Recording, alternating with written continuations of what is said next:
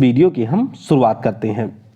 देखिए, बजट के बारे में तो आप सभी को पता होगा। जैसे हमारे घर का बजट होता है, उसी प्रकार से केंद्र सरकार का भी बजट होता है। यानी कि जो हमारा फाइनेंशियल ईयर चल रहा है या फिर जो आपके आने वाले वित्तीय वर्ष हैं, उसमें सरकार का किस प्रकार से खर्चा होगा, सरकार की कमाई कहाँ से होगी, उन्हीं सब के बारे में जो आपका ब्यौरा होता है, उसी को हम लोग केंद्रीय बजट के नाम से जानते हैं। दरअसल अगर हम लोग बजट शब्द की बात करें तो ये एक फ्रांसीसी शब्द ब्यूजे से उत्पन्न हुआ है। देखिए, ब्यूजे जो कि एक फ्रांसीसी शब्द है और इसका मतलब होता है चमड़े का एक छोटा सा थैला।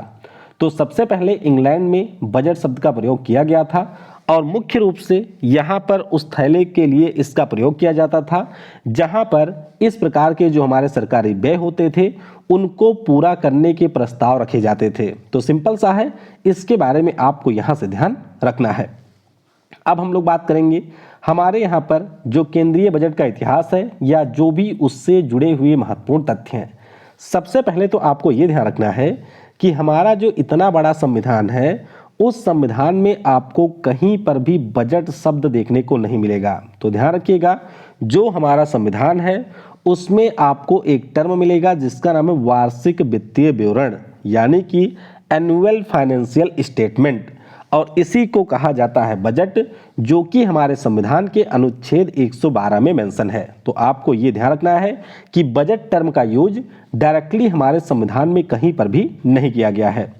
अगर हम बात करते हैं हमारे देश के पहले बजट की, तो ध्यान रखिएगा ये 7 अप्रैल 1860 को उस समय के जो वित्त मंत्री थे हमारे ब्रिटिश इंडिया के जेम्स विल्सन, उनके द्वारा प्रस्तुत किया गया था। तो ये आपको ध्यान रखना है कि हमारे देश में जो पहला बजट है वो 7 अप्रैल 1860 को आया था और इसे जेम्स विल्सन के द्वारा प्रस्तुत किया गया था।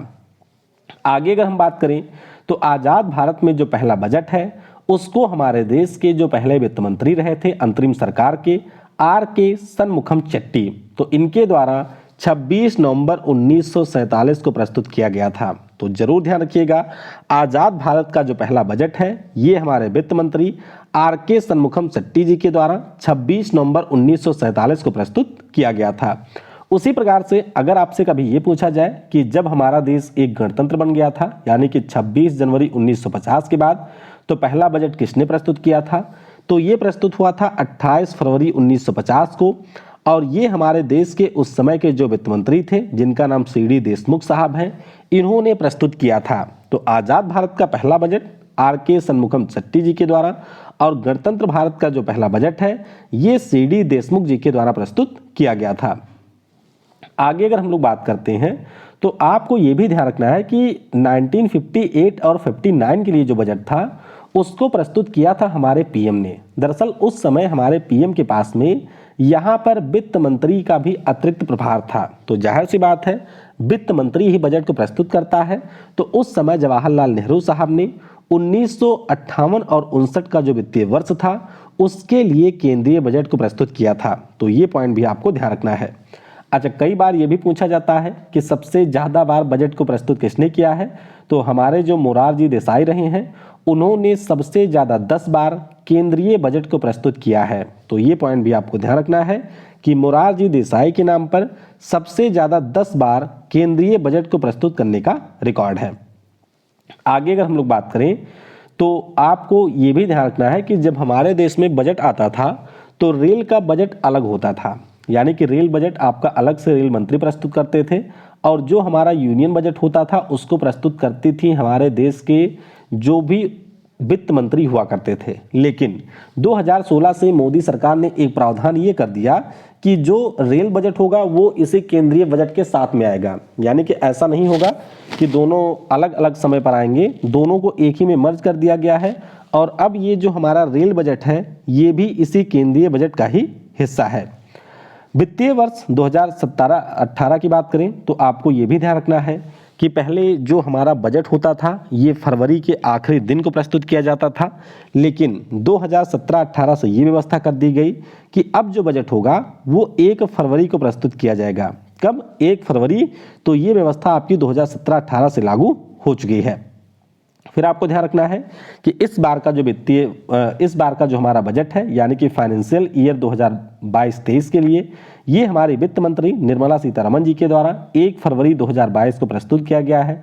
स्पीच कितना लंबा रहा है ये सब आपको ध्यान रखने की जरूरत नहीं है, क्योंकि यहाँ से प्रश्न आपसे नहीं पूछे जाते हैं। दूसरी बार ऐसा मौका था कोविड के कारण कि जो हमारा बजट है वो पूरी तरीके से डिजिटल रहा, यानी कि एक टैब था जिसको लेकर के हमारे वित्त मंत्री जी आई थी और उसी से उन्होंने अपनी बजट स्पीच दी थी।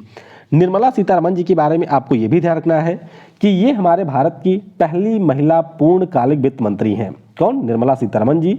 तो ये आपको ध्यान रखना है कि ये पहली पूर्णकालिक वित्त मंत्री हैं। हालांकि इंदिरा गांधी जी भी फाइनेंस मिनिस्टर रही हैं, लेकिन उस समय वो देश की पीएम भी थी। तो आपको ध्यान रखना है कि पहली जो पूर्णकालिक वित्त मंत्री हैं उनका भी नाम है निर्मला सीतारमण। तो ये बजट के बारे में कुछ बेसिक चीज़ें हमने डिस्कस कर ली है। अब आइए जो हमारा इस साल का बजट रहा है उससे जुड़े हुए महत्वपूर्ण प्रश्नों को भी हम लोग डिस्कस कर लेते हैं। पहला प्रश्न है कि फाइनेंशियल ईयर 2022-23 के लिए केंद्रीय बजट किसके द्वारा प्रस्तुत किया गया? तो ध्यान रखिएगा, निर्मला सीतारमण जी ने प्रस्तुत किया है। एक वित्त मंत्री के तौर पर चौथी बार इन्होंने बजट प्रस्तुत किया है, तो ऑप्शन बी हो जाएगा यहाँ पर करेक्ट। अगला प्रश्न है कि किस वर्ष रेल बजट को केंद्रीय बजट से अलग कर दिया गया था? तो ये मैंने आपको बता ही दिया, 2016 में ये अलग हुआ था, यानी कि ऑप्शन सी होगा यहाँ पर करेक्ट। अगला प्रश्न है कि आज़ाद भारत में जो पहला केंद्रीय बजट है ये किसके द्वारा प्रस्तुत किया गया था? तो आज़ाद भारत की बात करें, ये प्रस्तुत हुआ था 28 नवंबर 1947 को और इसे प्रस्तुत किया था आर.के. शनमुखम शेट्टी साहब ने। ऑप्शन सी होगा यहाँ पर करेक्ट। अगला प्रश्न है कि सबसे अधिक 10 बार किस केंद्रीय मंत्री के नाम बजट प्रस्तुत करने का रिकॉर्ड है? तो ये रिकॉर्ड मोरारजी देसाई के पास में है, जिन्होंने 10 बार प्रस्तुत किया है। वहीं पर अगर हम पी चिदम्बरम साहब की बात करें तो इनके पास में भी 9 बार प्रस्तुत करने का रिकॉर्ड है, तो ऑप्शन ए हो जाएगा यहाँ पर करेक्ट। अगला प्रश्न है कि एक प्रधानमंत्री के तौर पर सबसे पहले बजट किसने प्रस्तुत किया था? तो अभी हम लोगों ने पढ़ा कि 1958-59 में ये बजट प्रस्तुत किया था जवाहरलाल नेहरू साहब ने, तो यहाँ पर डी हो जाएगा फिलहाल करेक्ट। अगला प्रश्न है कि जो हमारा केंद्रीय बजट है 2022-23 का, इसके अनुसार जो हमारा अगला फाइनेंशियल ईयर होगा इसमें हमारे जीडीपी की जो वृद्धि दर है ये कितने प्रतिशत अनुमानित की गई है? तो ये आपको ध्यान रखना है, ये 8 से लेकर के 8.5% अनुमानित है। कितना? 8 से 8.5%। तो आप कह सकते हैं ऑप्शन बी और डी हमारे दोनों हो जाएंगे यहाँ पर करेक्ट।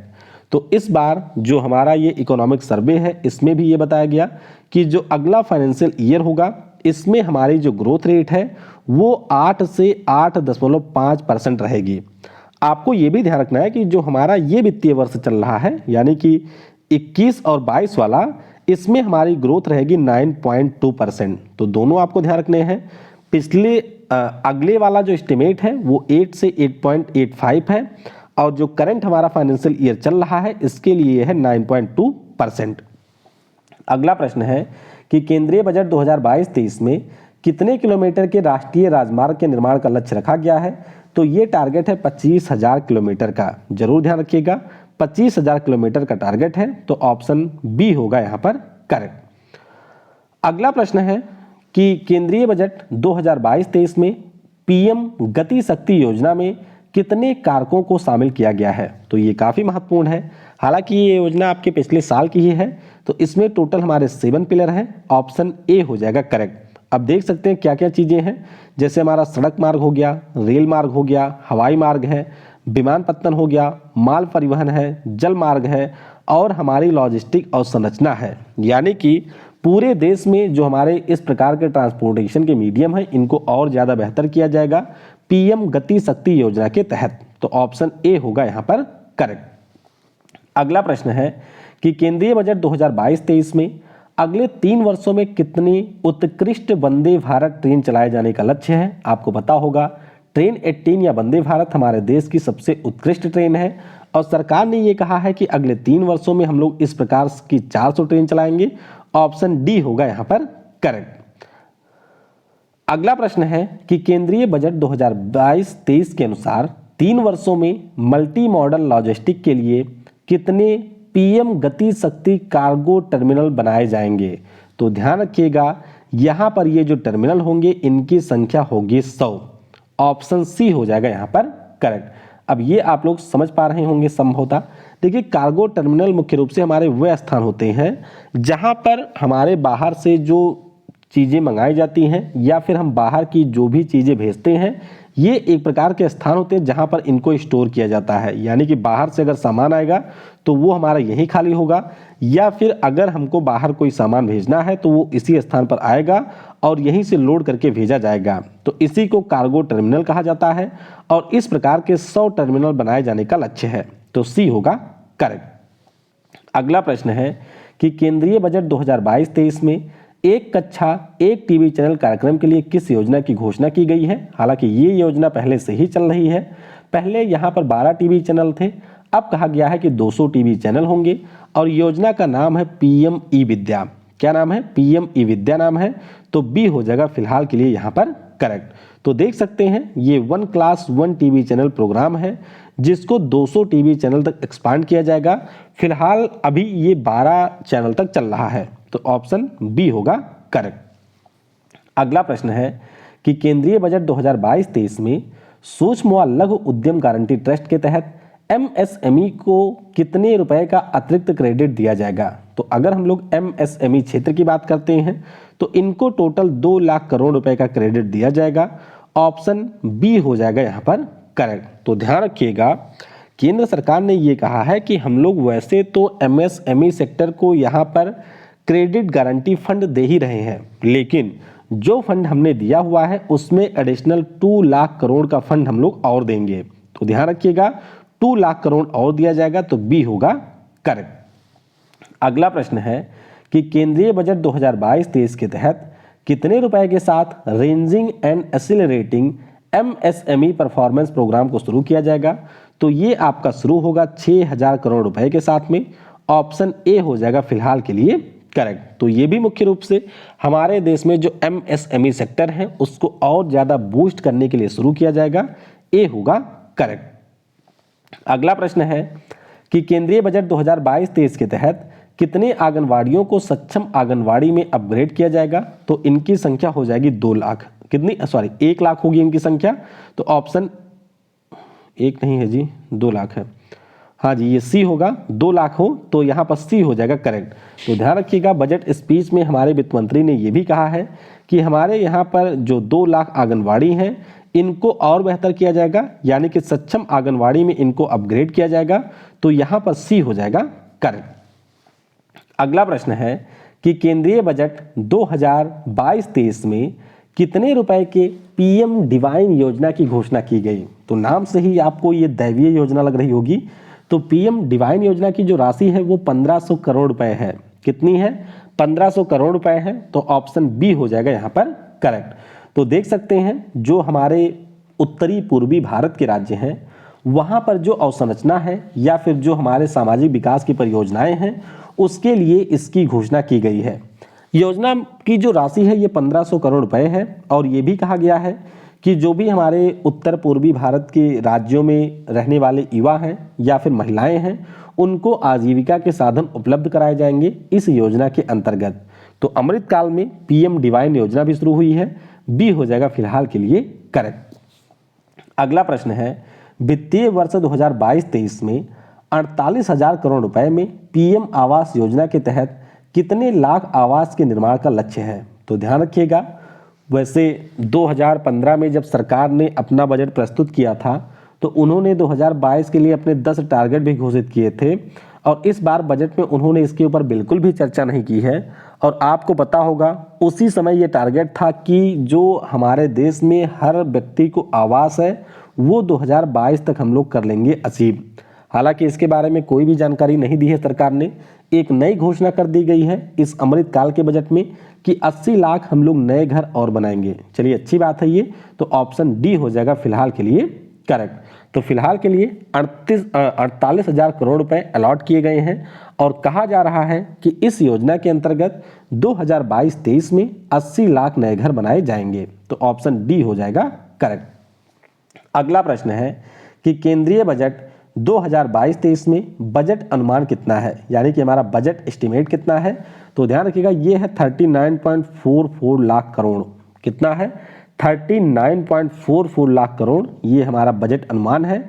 तो ऑप्शन ए हो जाएगा यहाँ पर करेक्ट, यानी कि जो हमारी सरकार है वो अगले फाइनेंशियल ईयर में 39,44,909 करोड़ रुपए यहाँ पर खर्च करेगी, जो कि 2021-22 के रिवाइज एस्टिमेट से 4.6% ज़्यादा है। तो ये थोड़ा सा आप ध्यान रखिएगा, एग्जैक्ट डेटा तो वैसे नहीं पूछा जाता है, तो ए हो जाएगा करेक्ट। अगला प्रश्न है कि केंद्रीय बजट 2022-23 में जो हमारा करंट फाइनेंशियल ईयर चल रहा है इसमें जो राजकोषीय घाटा है वह कितने प्रतिशत अनुमानित किया गया है। तो ध्यान रखिएगा ये अनुमानित है 6.9%। दरअसल ये पहले 6.8% था पिछले वाले बजट में, लेकिन अब इसको रिवाइज किया गया है इस वाले बजट में और ये आपका हो गया 6.9%। तो जरूर ध्यान रखिएगा ऑप्शन बी हो जाएगा यहाँ पर करेक्ट। अगला प्रश्न है कि केंद्रीय बजट 2022-23 में फाइनेंशियल ईयर 2023 में राजकोषीय घाटा जीडीपी के कितने प्रतिशत अनुमानित है, यानी कि हम लोग अगले फाइनेंशियल ईयर की बात कर रहे हैं। अगले में ये अनुमानित है 6.4%। कितना? 6.4%। तो यहाँ पर डी हो जाएगा फिलहाल के लिए करेक्ट। तो आपको ध्यान क्या रखना है, देखिए जो करंट फाइनेंशियल ईयर चल रहा है यानी कि फाइनेंशियल ईयर 22, इसके लिए इन्होंने कहा है कि ये 6.8 होगा। ठीक है, अगर आपसे पूछा जाए कि अगले के लिए कितना होगा तो वो 6.4 है, और जो हमारा फाइनेंशियल ईयर पिछले साल कंप्लीट हुआ था उसके लिए है 9.2%। तो इसमें आप लोग कंफ्यूज बिल्कुल भी मत होइएगा। अगला प्रश्न है कि केंद्रीय बजट 2022-23 के तहत फाइनेंशियल ईयर 2023 के लिए राजस्व घाटा कितने प्रतिशत अनुमानित है। तो अगर हम लोग रेवेन्यू डेफिसिट की बात करें तो ये हमारा है 3.8%। कितना?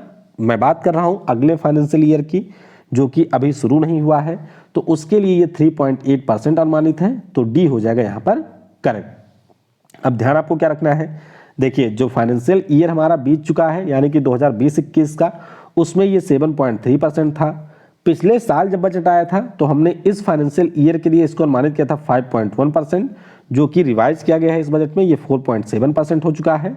और जो हमारा अगला फाइनेंशियल ईयर शुरू होगा वो हमारा होगा 3.8%। तो ये आपको ध्यान रखना है। अगला प्रश्न है कि केंद्रीय बजट 2022-23 में किस वर्ष तक हर गांव को ऑप्टिकल फाइबर केबल से जोड़ने का लक्ष्य है। तो ये टारगेट 2025 का है, जरूर इसके बारे में ध्यान रखिएगा।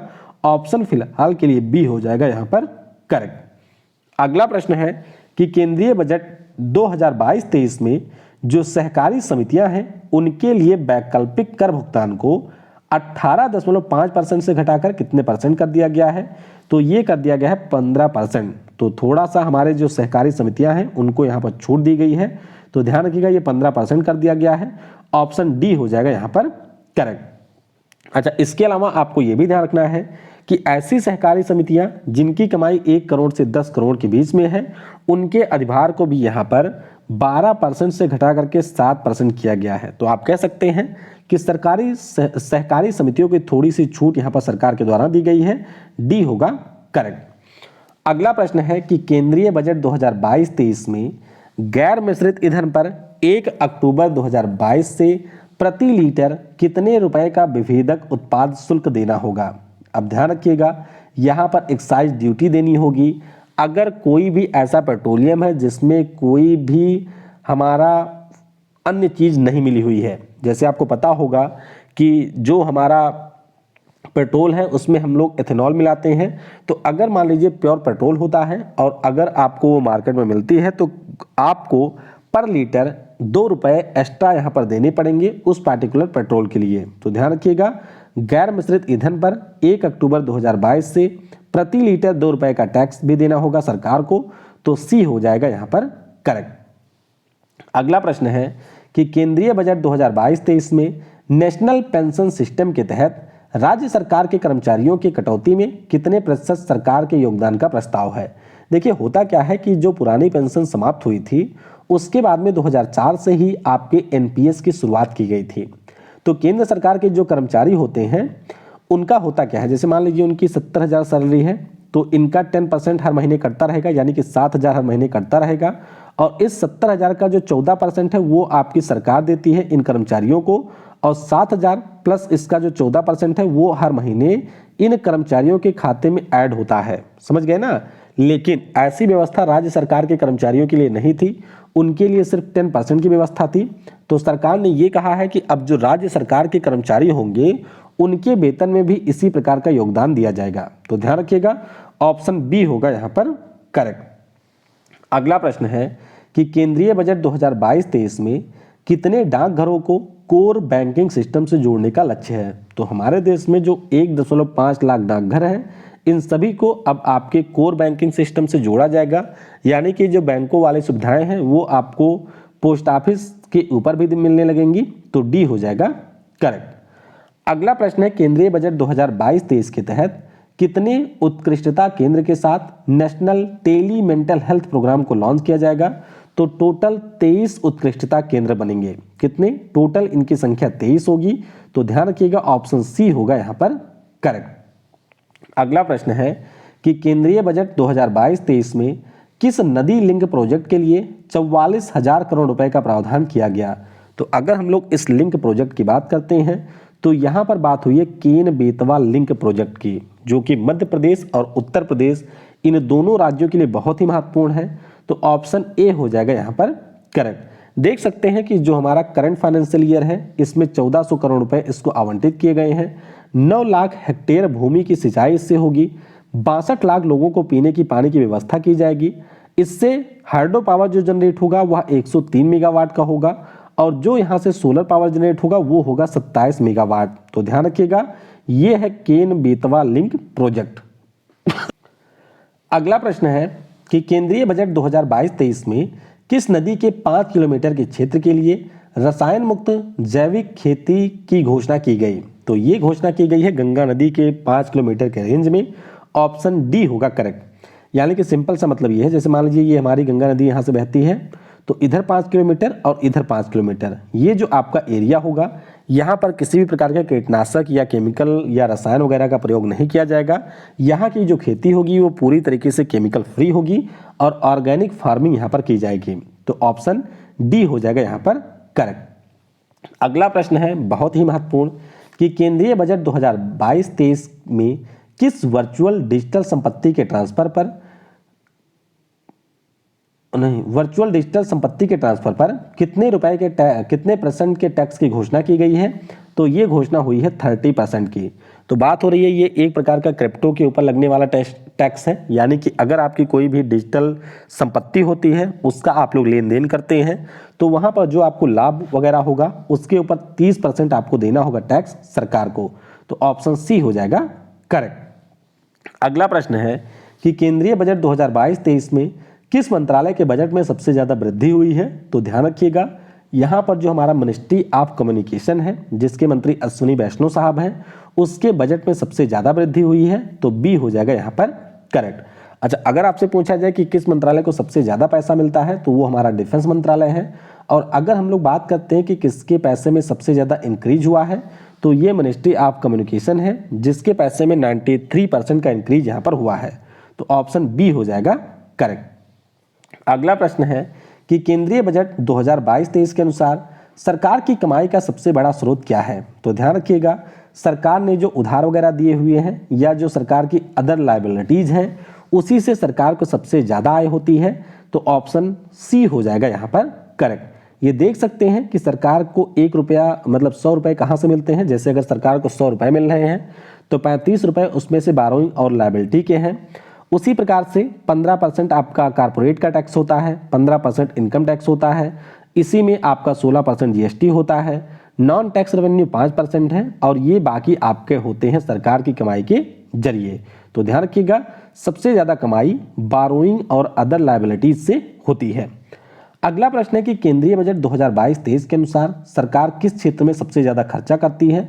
तो सरकार के खर्चों की बात करें तो ये जाता है ब्याज के भुगतान में, यानी कि जो हमारी सरकार ने कर लिया हुआ है उसका जो इंटरेस्ट पेमेंट है उसमें सरकार सबसे ज्यादा खर्चा करती है।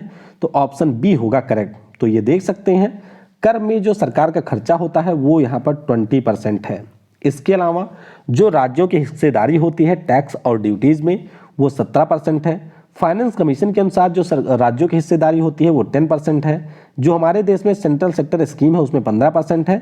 तो ये होते हैं सरकार के खर्चे। तो बस थोड़ा आपको याद रखना है कि सरकार मेनली कहाँ से अपना पैसा प्राप्त करती है देश में और कहाँ पर सरकार ये पैसा खर्च करती है। तो इस प्रकार से जो भी महत्वपूर्ण प्रश्न आपकी परीक्षाओं के लिए जरूरी थे उनको हमने यहाँ पर डिस्कस कर लिया है। अगर आपको वीडियो पसंद आई हो तो नीचे आप लोग लाइक का बटन दबा करके इसे लाइक जरूर करिए, अपने दोस्तों के साथ में शेयर करिए। अनअकैडमी के ऊपर मेरी डेली लाइव क्लास भी होती है। तो अगर आप लोग करंट अफेयर समझना चाहते हैं, इसके अलावा स्टैटिक जीके का डेली टेस्ट वगैरह देना चाहते हैं, तो नीचे आपको डिस्क्रिप्शन में मेरी अनअकैडमी प्रोफाइल की लिंक मिलेगी, उस पर क्लिक करके आप मुझे अनअकैडमी के ऊपर फॉलो कर सकते हैं। Thanks for watching. जय हिंद, जय भारत, और सबसे जरूरी, पढ़ेगा भारत तो बढ़ेगा भारत।